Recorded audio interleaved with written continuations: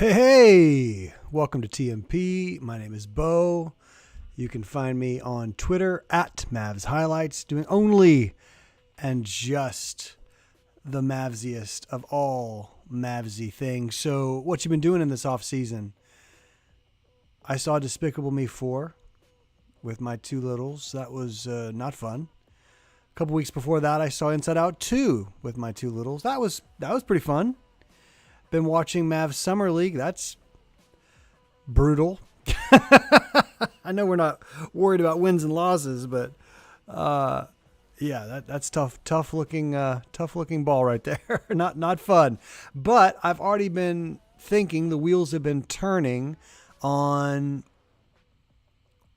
what next year could look like.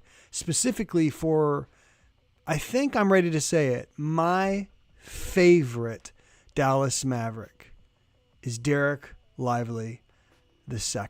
Dereck Lively II. Whether you're watching this live or you're catching it later, let me know in the comments section, what are you, if you put on your, magician's top hat or you're looking to your crystal ball, what are you predicting? What's your prognostication for Dereck Lively next season? At the end of this stream, I'll give you just some predictions of what I think his stat line might look like.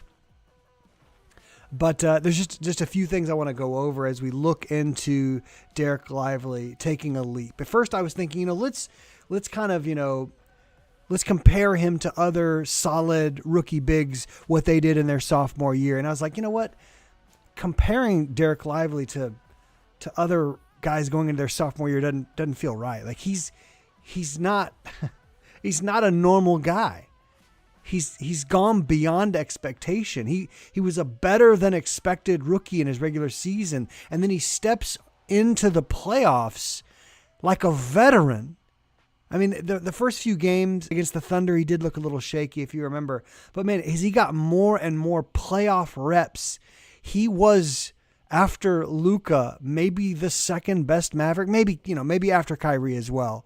Like, he was just so good. The defense hummed when he was on the floor. The offense sagged when he had to sit. It became so clear in the Mavs 2024 finals run that Dereck Lively was one of the most important ingredients to make that thing go. Obviously, Luka is by far the most important, but Dereck Lively as the back line of defense was just incredibly important.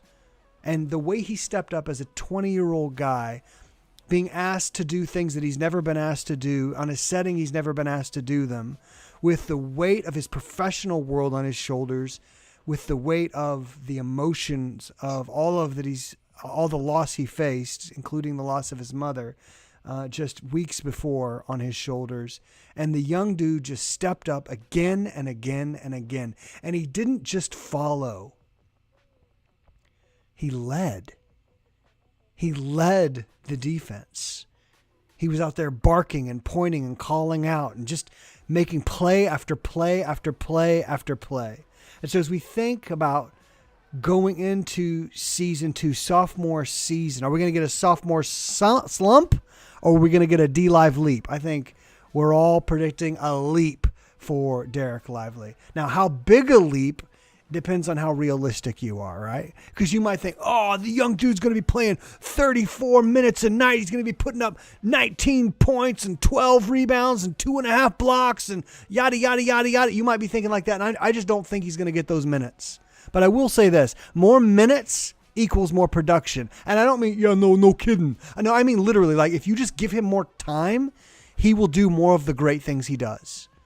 Like, I don't think it's just because we kept him in a little shoebox of, 20 to 24 minutes a night that he did the things he did. I think that's just who he is. He was showing us in the last stretch run of the season and throughout the playoffs, he's showing us who he is with flashes of the promise of so much more. So more minutes equals more production. I know that's kind of true for everyone, but I mean it in a very specific way for Dereck Lively. He just needs more chances. He just needs more touches. He just needs more minutes to impact the defense, to lock that stuff down, because that's the kind of defensive presence I believe he is. I believe he's one of the few potentially elite defensive backbones in the league. How many are there? However many there are, I mean, like Rudy Gobert, guys like that. However many there are, I think Dereck Lively is going to put his name on that list this upcoming season. In his second year in the league, I think he is going to put himself on the list of guys who will start being considered real defensive problems. If he's not already, next year, I think, is when he does it. Next year, I think when he cements his name on that list. Man, you don't want to go into Dereck Lively's paint.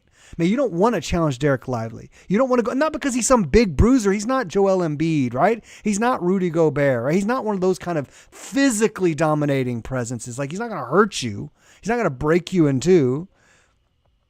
But he's so tall. His arms are so long. His timing seems to be so good. His natural defensive IQ seems to be off the charts. I think he's going to put himself on those lists. I wouldn't predict like an all-defensive team or anything like that in the sophomore year. There's just too many great defensive bigs, right? But I think he's going to start putting himself on the list of guys to be considered elite defensive bigs. I really do. And I think not only does more minutes for Dereck Lively mean more production, more opportunities, more touches, more chances to prove himself. But I think more minutes for Dereck Lively means better Mavs. Better Mavs. The Mavs are better when Dereck Lively is on the floor. You might be thinking, yeah, no kidding. No kidding. Well, let's look and see what he did during the regular season, right? If these numbers are too small for you, I'll read some of them out. In 55 games, he was injured quite a bit. In 55 games, he started 42, so came off the bench for those final set of games. He came off the bench for 13 games, played 23 and a half minutes, only attempted. Guys, he only took 5.5 shots a night. He only took 5.5 shots. What would it look like if he got 9 or 11 shots a night? That would mean your offense is awesome. That's what it would mean. Because Dereck Lively, the second shots are good shots. Dereck Lively shots are good shots. I think, did he lead the league, or he was near the very top of the league in field goal percentage at 74.7% from the field, 75.2% on 2-point attempts. Let's see here. Really, really good offensive rebounder. In just 23 minutes a night, he grabbed you 2.5 offensive rebounds with his 4.4 defensive rebounds for right at 7 rebounds a night. 7 rebounds in 23 and a half minutes, less than half the game. That is nice. That is really, really nice. Assists 1.1, we know that's going up, and blocks 1.4, scoring 8.8 points a game on absolutely insane efficiency. Here's what I want to point this out. I moved this around. Sorry. So here we go. So on the season, during the regular season, Dereck Lively's offensive rating was 139 to a 112 defensive rating. That's a plus of what? Is it 27? What is that? Yeah, 27, right? Like, the Mavs scorched people in Dereck Lively minutes. That's what you need to understand. He was like a net 27. Like, that's insane. Incredible. He won his minutes, and the Mavs overwhelmingly won Dereck Lively minutes. Now let's look at his playoff stats.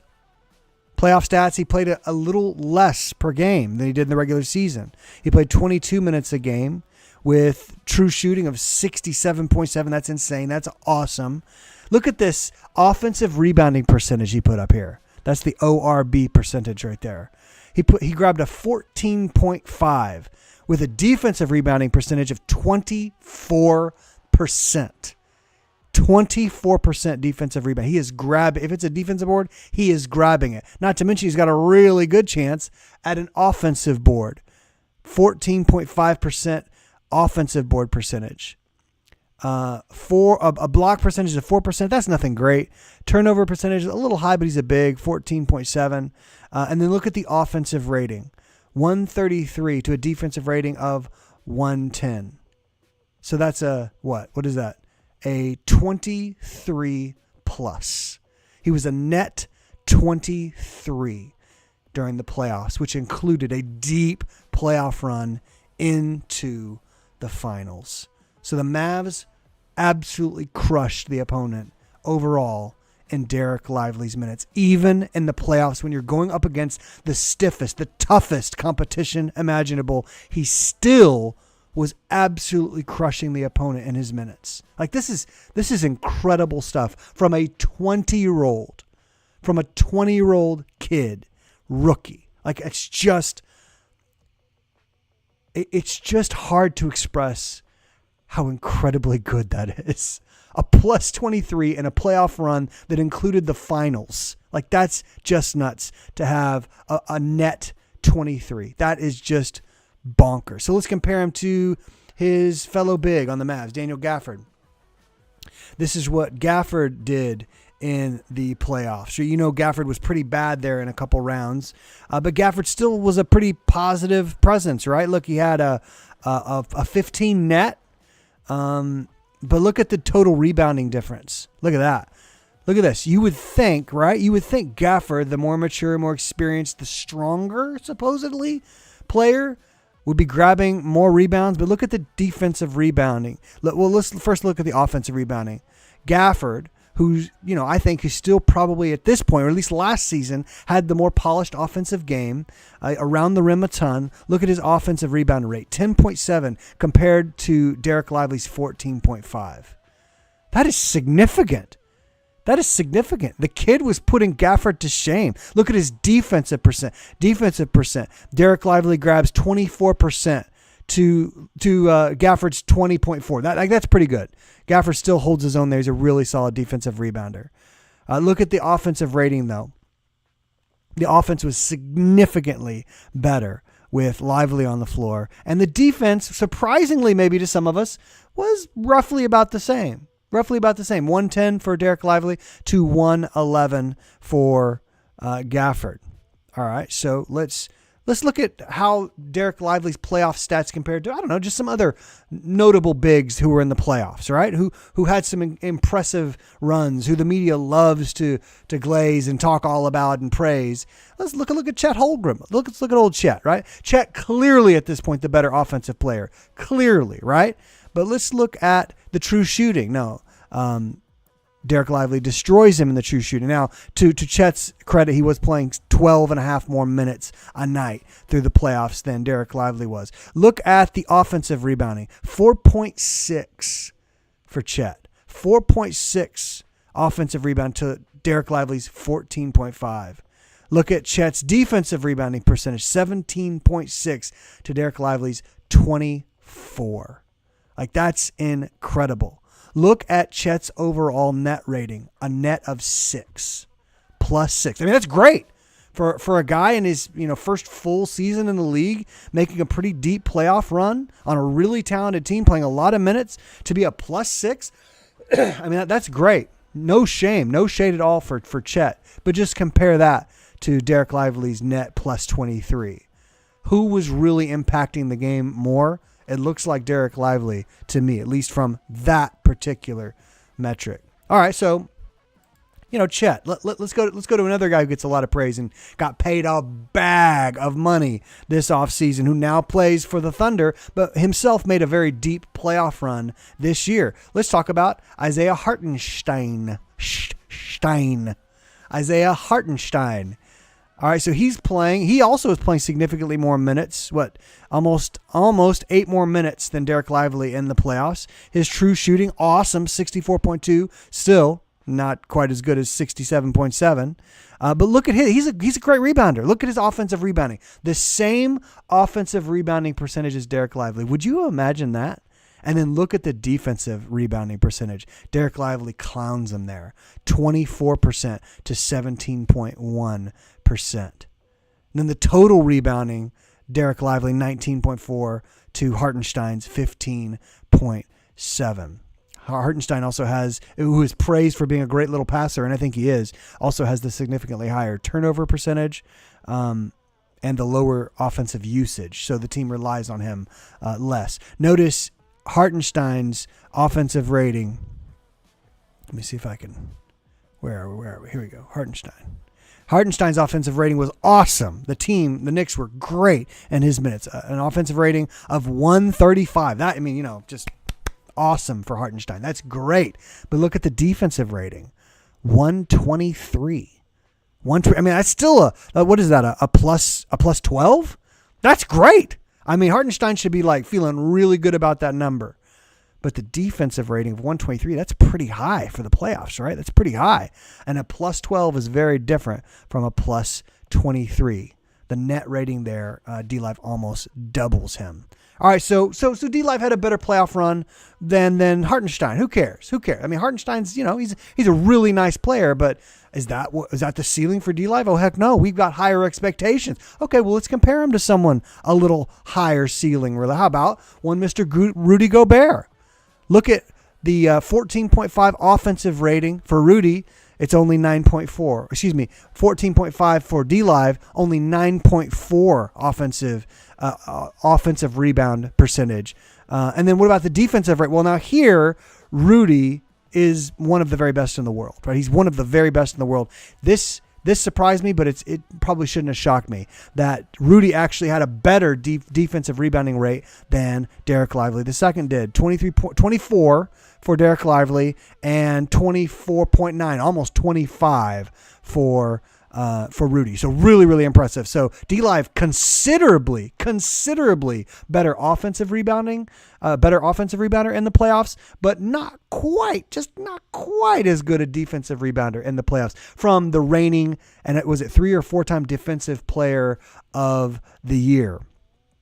All right, so how did the Timberwolves offensive fare? How did their offense fare in Rudy's minutes? Well, they had a pretty good 126 offensive rating in Rudy Gobert's minutes.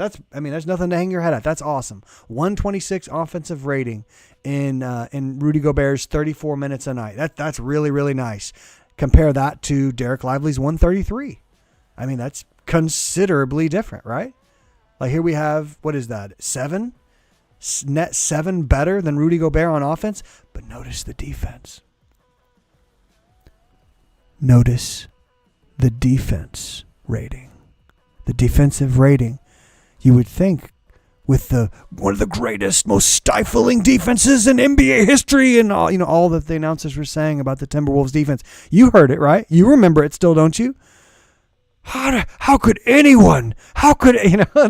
They were just incredulous. They just couldn't believe. They couldn't imagine that anyone could really go in and find success against that defense. Well, the reigning defensive player of the year in his playoff stretch that included and ended when he met the Mavericks put up a really respectable 112 defensive rating. That's really nice. That's really nice. Really nice. You would expect something like that from an elite defensive team and the reigning defensive player of the year. Listen, I will take nothing away from Rudy Gobert's defense. That guy is a defensive monster. If you will let him play his game and won't pull him out of the paint, if you'll let him draw you in to his web, you are in a world of trouble. You remember all the times that Mavericks did not want to try Rudy Gobert down low? I do. I was saying to try him. I was saying, Luka, go try him. I was saying, pump him up. See if you can get him in the air. See if you can draw some fouls. They don't want it. Rudy Gobert is that great of a defender, and that team was that great of a defense. And yet, Dereck Lively II had a better defensive rating in his playoff run. In his playoff run, which included getting his butt kicked by the Celtics, he had a better playoff defensive rating than the reigning defensive player of the year, Rudy Gobert, on a team that was supposed to be just this, not since the Detroit Pistons of the early 2000s have we seen, that's pretty incredible, guys. That's pretty incredible. All right, so that's Gobert. Let's do a couple more just for the heck of it, because this is fun, right? Just comparing Dereck Lively's playoff run to, I don't know. We talked about Gafford, we talked about Chet, we talked about Hartenstein, we talked about Rudy. How about Joel Embiid? Now, Joel Embiid didn't have a very long stretch, only 6 games, only 1 round of the playoffs. But let's, everyone wants to put Embiid up as one of the best players in the world, and he clearly is when he's healthy and motivated. when he's healthy and his mind is right, he's clearly one of the best players in the world. No doubt, no doubt, no doubt. If you can keep him healthy and motivated, those are two big caveats. The skill is there. The talent is there. The size is just ridiculous. He's a monstrous human. So let's see. So in Joel's one round, now he had a bum, was it knee? What was it? I think it was a knee, right? That's what it was for Joel. He had an injury, so he wasn't performing his best, but he still put up really decent numbers. Notice the offensive rebound rate for Joel, 8.8. 8.8 to Dereck Lively's 14.5. I'm not saying this decides anything. It's just interesting. That's how great an offensive rebounder this kid was in the playoffs. You tell me he can't do that next season? You tell me he can't continue that into season number 2? We'll talk about that in a second. Look at his defensive rebound rate. Really, really healthy defensive rebound rate from Joel, especially considering it wasn't 100%. 20.6. 20.6. You know what that's not as good as? 24. And I keep saying 24 because you see that it's 23.9. You get to 23.9, I'm just going to round you up and say 24. All right? I would do that for either player, okay? So defensive rebounding of 20.6 compared to DLive's 24 for a total rebound of 14.9. Look, for a total rebounding percentage of 15. I rounded up. 15 to Dereck Lively's 19.4. Now Joel's carrying the weight of the world. He's carrying the weight of that offense on his shoulders, on a bum knee, I think it was. But still, Dereck Lively, percentage-wise, was a better rebounder than Joel Embiid in the playoffs. Notice the offensive rating, 118 compared to DLive's 133. Notice the defensive rating is still respectable, 114 compared to DLive's 110. I mean, I'm not saying these help you draw conclusions. I'm just comparing, right? For the heck of it. For the heck of it. You want to do one more? For the heck of it? How about comparing DLive's certain numbers, because, you know, against the guy that most people would agree is the greatest player in the world, and I'm not sure I disagree. He's one or two. He's one or two. And our guy is the other. Our guy's either 1 or 2, and this guy's either 1 or 2. Nikola Jokic. How did he do in the playoffs? Well, he had some amazing stat lines, if you were paying attention. He had some incredibly joker games in there. Jamal Murray couldn't help him. Michael Porter Jr. had games where he couldn't hit the broadside of a barn. But Jokic is going to Jokic. I mean, he is unstoppable. Not injured like Luka, by the way. All right, let's just look at his true shooting, 62.5. That's awesome for the amount of defensive attention he gets. That's awesome. It's incredible. Still not as good as Dereck's, but, you know, still awesome. Notice the offensive rebounding percentage, 9.5 to Dereck's, to DLive's 14.5. DLive is clowning people on the offensive boards, guys. He's clowning elite, great players on the offensive glass. Like, that is incredible.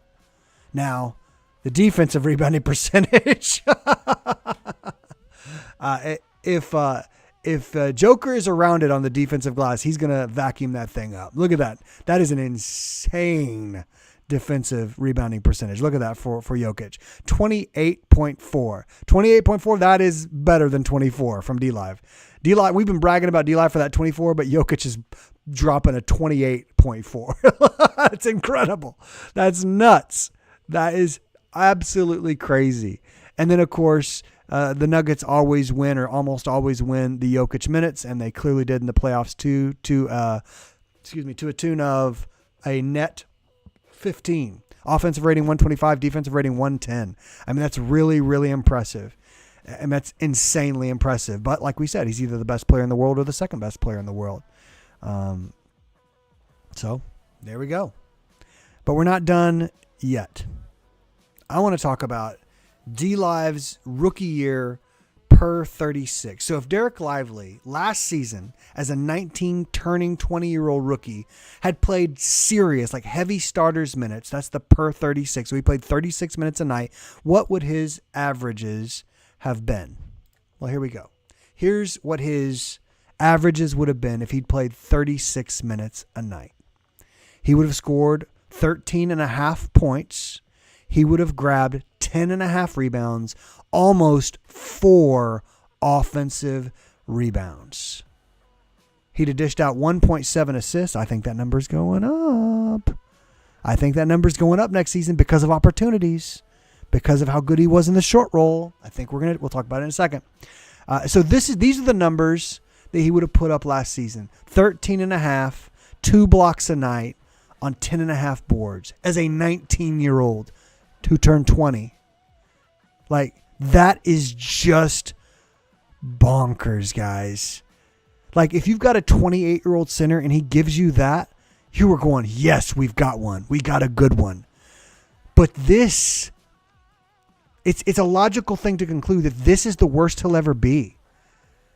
This is the worst he'll ever be. Do you remember in the first half of the season when he wasn't getting any respect from the refs? You remember that?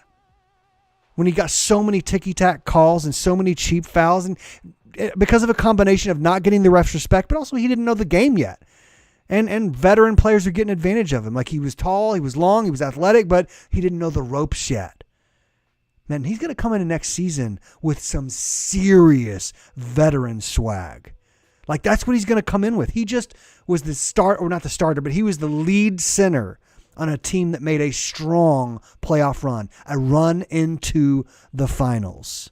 I mean, that's just incredible. That's incredible, guys. His per 36. So I want to wrap this thing up, right?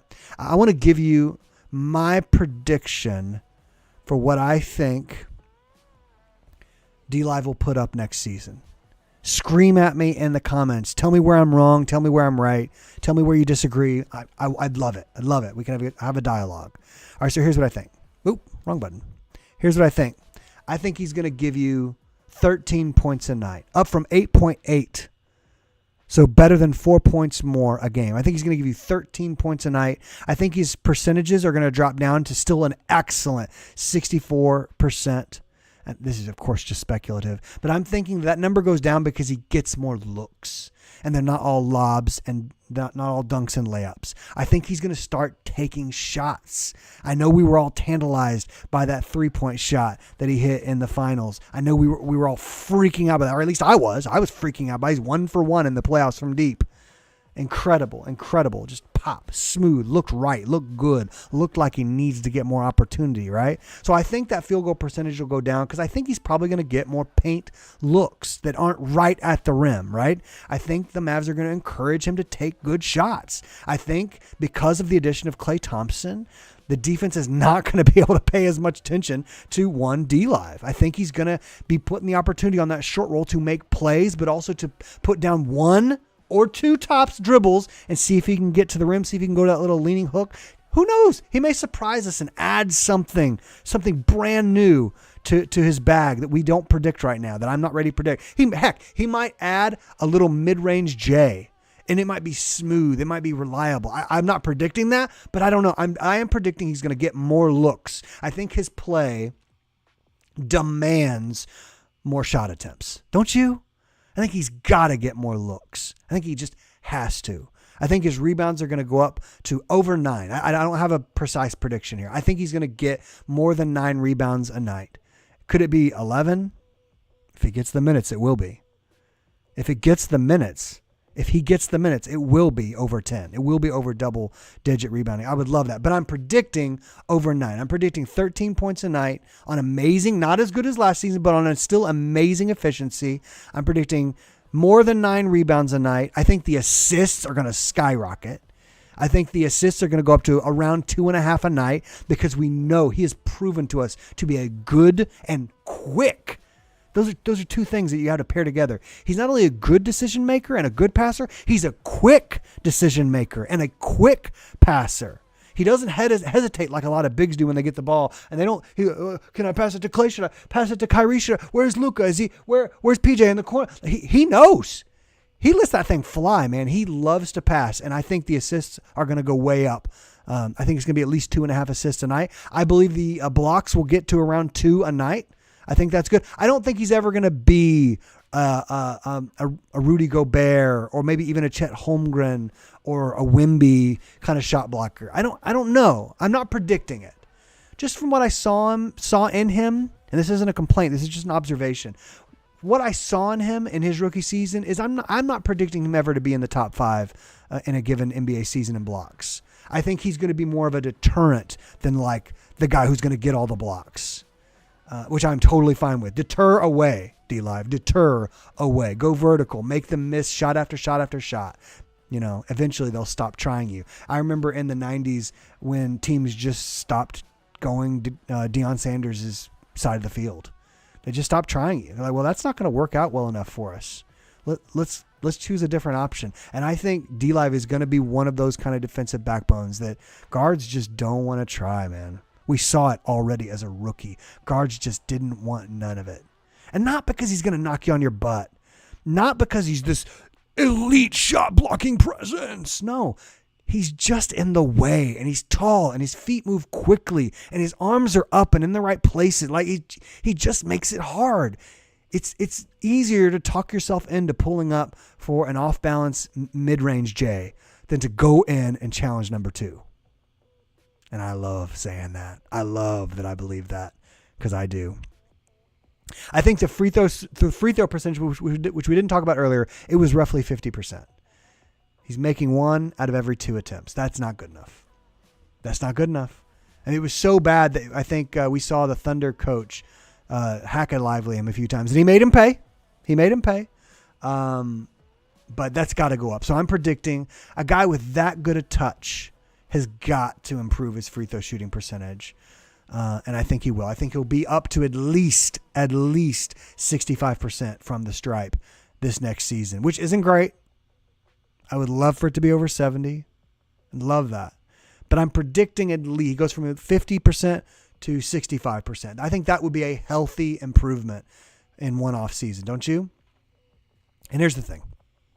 I would love to see Dereck Lively get 33, 34 minutes a night. He's got those young, fresh legs. He's got all the energy in the world.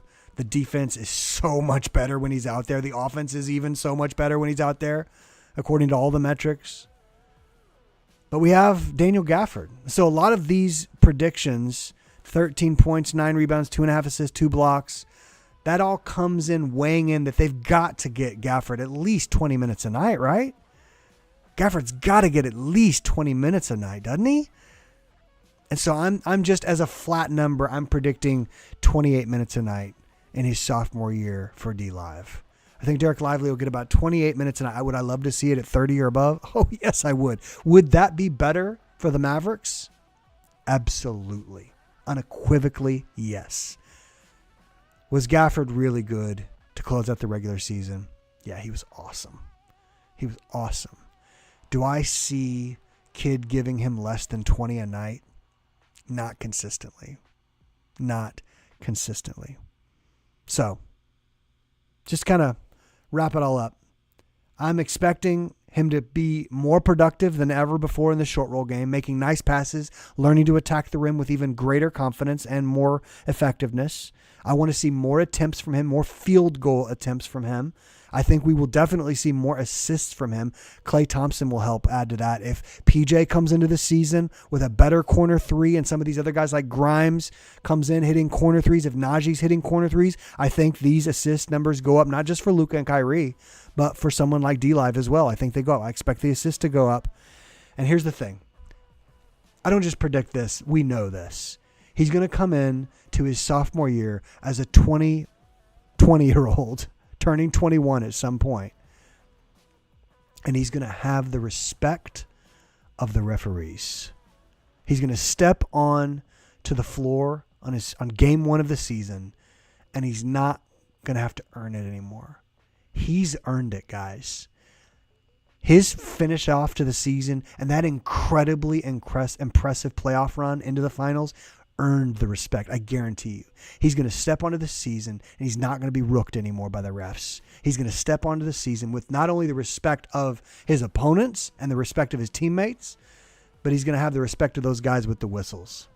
And that is going to allow him to wreak even more defensive havoc than I think a lot of us have even considered.